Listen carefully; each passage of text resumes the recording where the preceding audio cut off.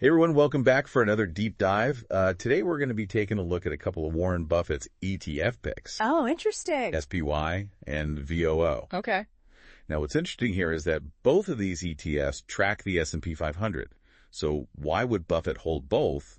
And what can we learn from that? That's a great question. And, it really gets to the heart of what we try to do here, helping you guys make informed decisions, no matter where you are on your investing journey. So just real quick before we dive in, for anyone who might not be familiar, the S&P 500 is basically an index. It tracks the performance of 500 of the largest U.S. companies. Yeah, think of it as like a snapshot of how the overall stock market is doing. When you invest in an ETF like SPY or VOO, you're essentially buying a tiny piece of all those 500 companies. Yeah, exactly. Now, we discovered these holdings in Berkshire Hathaway's latest 13F filing.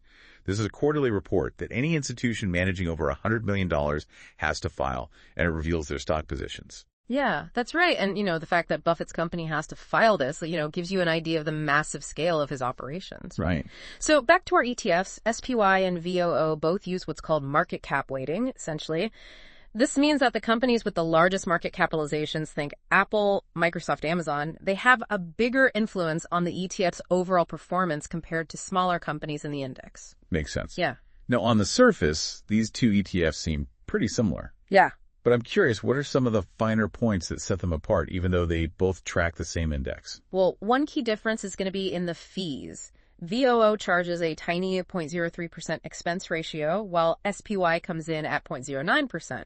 So to put that into perspective, for every $10,000 you invest, you'd pay $3 annually in fees with VOO and $9 with SPY. Wow. Now, I know that might not seem like a huge difference, but let's say you hold these ETFs for 30 years. Yeah. That seemingly small fee discrepancy could mean hundreds, even thousands of dollars in extra returns with VOO. That's a really good point. It's easy to overlook those seemingly small fees, but they can definitely add up over time, like a slow leak dripping away at your returns. Exactly. Now, beyond fees, there are also some structural differences between these ETFs.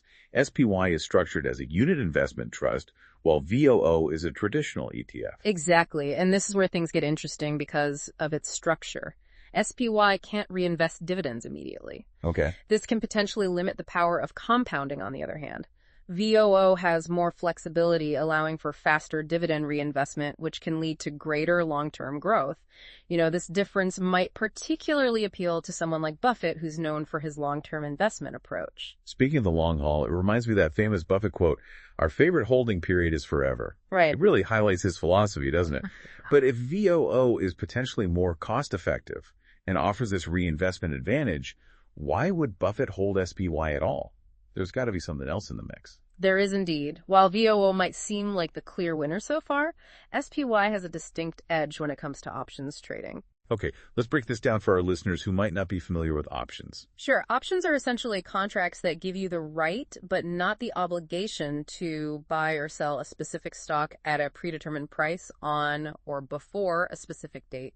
They allow you to potentially profit from both increases and decreases in the price of the underlying stock, but they also come with their own set of risks. So for investors who are comfortable using option strategies, SPY provides a lot more flexibility and opportunities. That's right. SPY has a much larger and more liquid options market than VOO.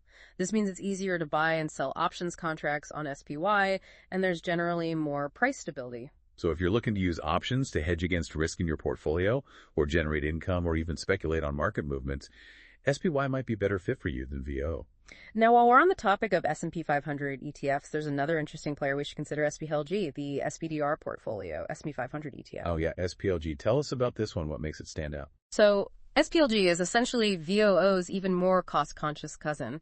It also tracks the S&P 500, but it charges a rock-bottom expense ratio of just 2 basis points. Okay. To clarify, when we talk about fees, we often use the term basis points. 1 basis point is simply equal to 0.01%. So 2 basis points is 0.02%. That makes SPLG one of the cheapest S&P 500 ETFs available. Wow, that's incredibly low. But I imagine there must be some trade-offs for that incredibly low price, right? Yeah. I would say you get what you pay for. You're absolutely right. With SPLG, you often have to deal with wider spreads. The spread is the difference between the bid price, which is what buyers are willing to pay, and the ask price, which is what sellers are asking for. A wider spread means you might end up paying slightly more when buying or receiving slightly less when selling. So that's something to consider, especially for more active traders who are frequently buying and selling. But for someone like me who prefers to buy and hold for the long term, those tiny fee savings could really add up over time, even with a slightly wider spread. Precisely, it all boils down to your individual preferences, your investment style, and your goals now. What stands out to you in all this? What are your key takeaways so far? Honestly, I'm fascinated by how, even when you're tracking the same index, there can be such significant differences between ETFs. Yeah. It really highlights the importance of digging deeper, understanding the nuances, and choosing the right tool for the job. I completely agree. It's so easy to get caught up in the hype of big names or market trends. But even seemingly simple choices like picking an ETF can have a big impact on your long-term financial success.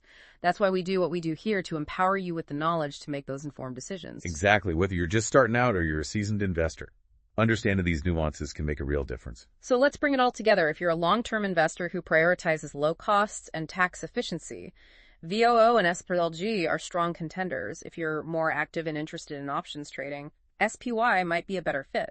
But ultimately, the best ETF for you depends on your unique investment strategy, your risk tolerance, and your individual goals. There's no one-size-fits-all answer. And that brings us to an important question. Knowing all this, which ETF would you choose for your own portfolio and why? That's a tough one. If I were a long-term set-it-and-forget-it kind of investor, I'd probably lean towards VOO, maybe even SPLG, with those rock-bottom fees, but knowing my tendency to tinker and explore different strategies, the options flexibility of SPY is tempting. It really does highlight how personal finance is truly personal.